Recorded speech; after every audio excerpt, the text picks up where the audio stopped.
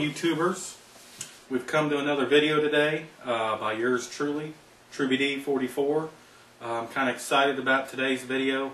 I was doing videos, pretty punctually, and then I kind of slacked off because I had some things going on.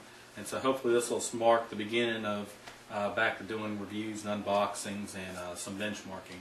I know I've been getting a lot of emails about doing some benchmarking, and I'm going to get to that as soon as I can. But today, I'm happy to do this video, and what it is, it's going to be on a workstation build that I'm doing for a client out of Texas. And what's different about this build as other builds that I've done in the past is most of the ones I've done in the past are for gamers. They want to do benchmarking or gaming. And this one is going to be, pretty much a workhorse. It's going to do calculations. It's going to do Seismic. It's going to work with Seismic software. So let's go ahead and have a look at the components.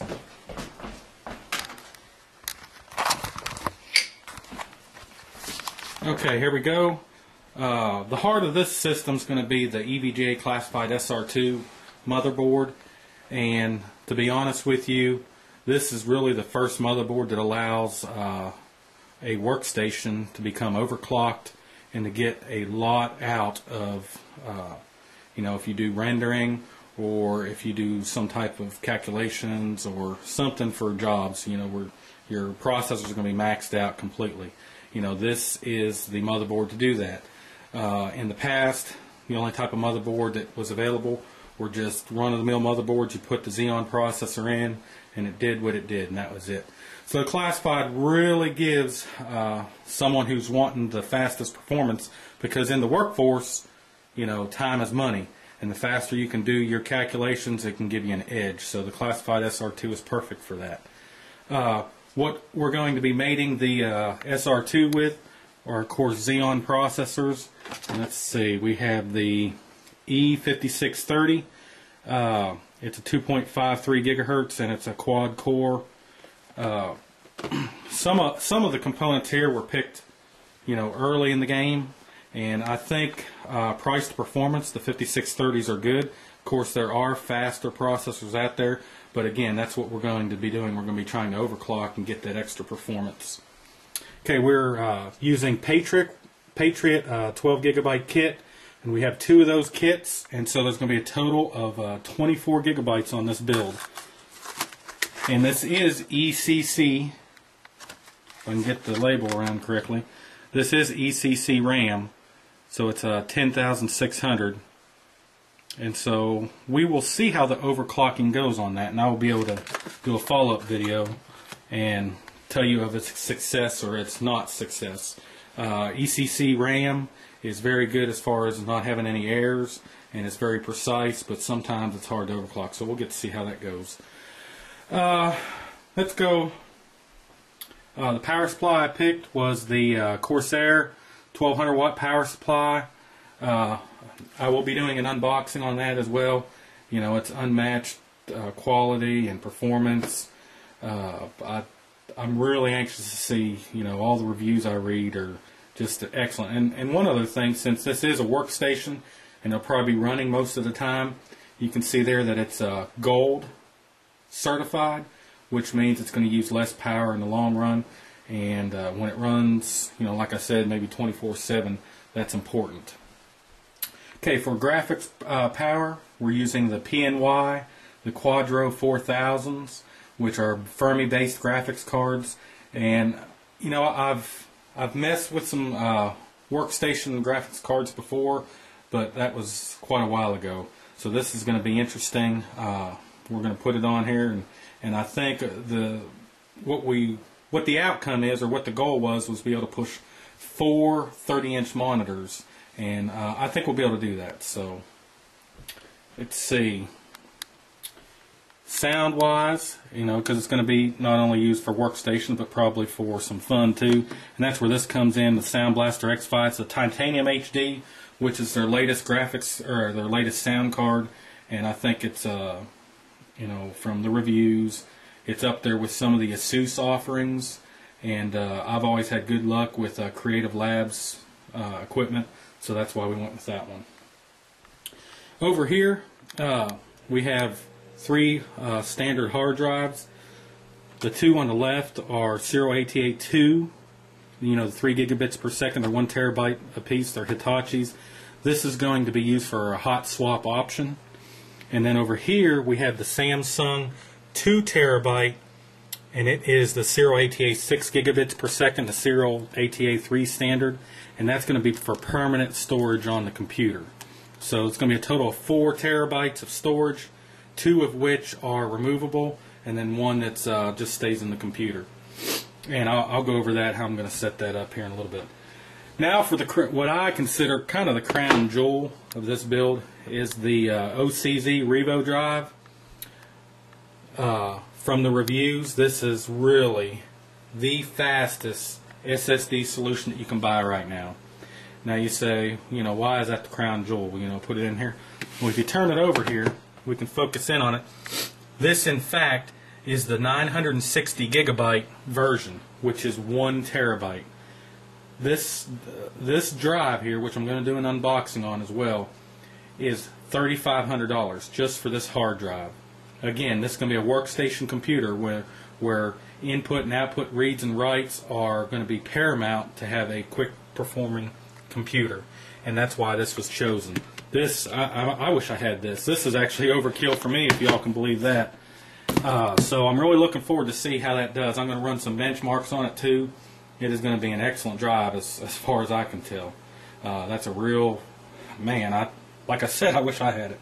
Okay, for the, let's go to the case. Of course, I'm choosing the 800D case from Corsair. I mean, it's one of the best cases out there, and it's still one of the best. And it is the version that we've modified to actually fit the SR-2 like my Premier build has. So that'll be pretty much plugging the SR-2 in there and going with it. Excellent case. So for cooling, I'm using the Xeon fans that I love to use. They flow really well. The static pressure is higher, and they're quiet. And I like the orange color. They use white LEDs, but they're actually, the white LEDs shine off the orange fan blades, and so it's orange. And I'm following that with orange single braided sleeving for all the power connectors, and I think that's going to look really, really good. Let's see, it's going to be a water-cooled computer.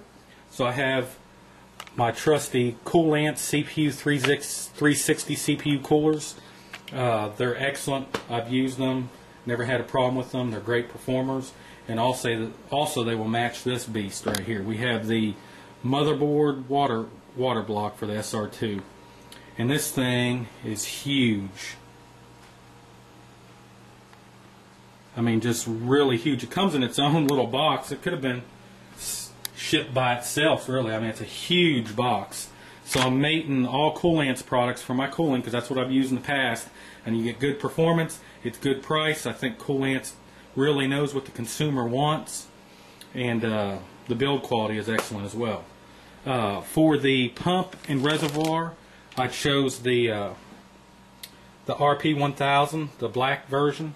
And so it's in the paper, so it's kind of hard to see, but you can look it up online, and of course you'll see it a little bit later when I put it together.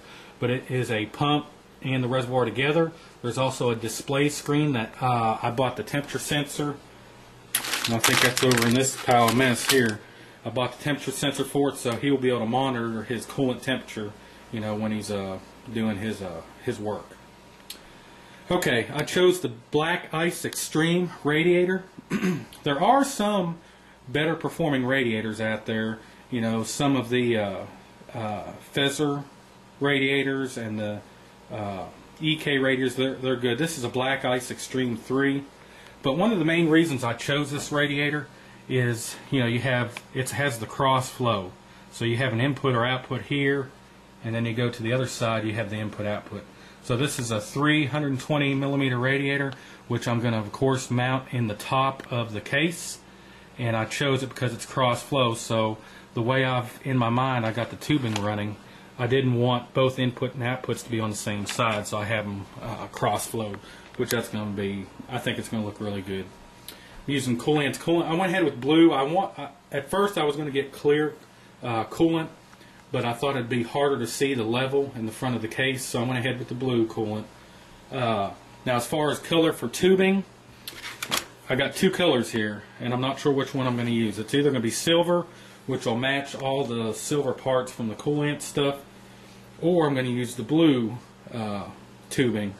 And I'm not 100% which one to use yet. And when I get the computer build it together, I'll pick which one I want. I'm also going to put a Vandal switch in like I did on my Premiere build. This is going to be the orange ring, which it's going to be an orange theme. It'll either be orange and silver or orange and blue. So we'll have to see how that turns out. I'm using the Scythe, which someone said I'm not saying it right, but I just said it's the Scythe K's Master Pro. Excellent fan controller, and I'm going to be using that to control the fans. There's two channels. I'm going to have, input channel and output channel. We're putting Windows 7 Ultimate on it, of course. And so let me see. I got some Serial ATA 3 cables. They're the round that I really like. The flat kind you kind of have to fight with usually, but these you don't. Let me see. I want to make sure I didn't forget anything. Oh, we have SR-2 Blu-ray drives, the ones I've used in the past. For those of you that think I keep using the same stuff, it's not because I don't look. I look all the time for deals and read reviews, and sometimes when you pick something out and it works, you stick with it. So these SR-2 Blu-ray drives are perfect, and the price is good. So I have some LED lighting. I got white lights and blue lights, and I'm not sure which one I'm going to use, so we'll have to wait and see. Well, so there you have it. Looks like I got plenty of good hardware to mess with. I'm really looking forward to putting it together. I've decided on most things. There's only a few things I haven't, such as tubing color.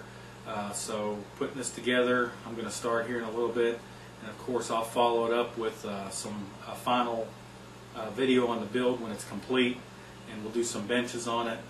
So I'm really looking forward to see it. A couple things I haven't worked with before. The water block for the SR-2 motherboard, that's going to be interesting to put on there. I'm anxious to see how it looks. And I've never actually used the coolant's pump and reservoir combo, so I'm anxious to see how that works too. So stay tuned for a follow-up video on the build when it's complete. Thank you.